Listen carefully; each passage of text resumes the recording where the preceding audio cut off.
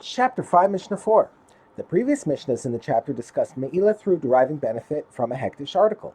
This Mishnah focuses on the other way Me'ilah can be transgressed, which is by removing an item from the domain of hektish. If a custodian of hektish mistakenly took for himself a stone or a beam belonging to hektish, he has not committed Me'ilah. Since the stone or beam was already in the custodian's care, he has not removed it from the domain of hektish by simply taking it.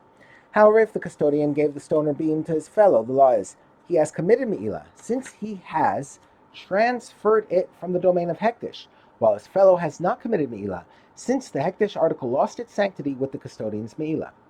If the custodian built the stone or beam into his house by using it to cover an opening in the roof or the like, he has not committed Me'ilah until he dwells underneath it, deriving a pruta's worth of benefit from it.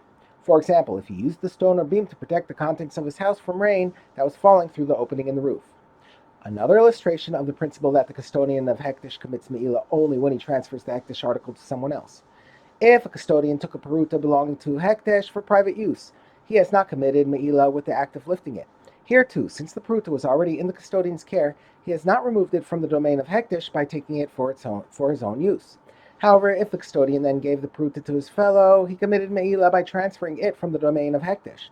But his fellow did not commit Me'ilah, since, as in the case of the stone or the beam, the peruta already lost its sanctity with the custodian's Me'ilah.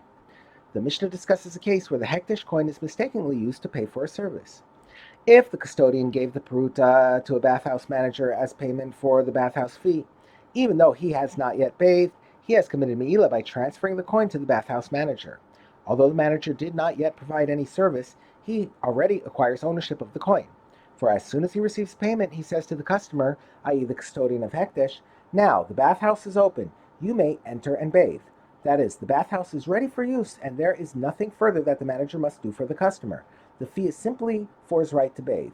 Hence, the transaction is complete, and immediately upon payment, the peruta becomes the property of the bathhouse manager.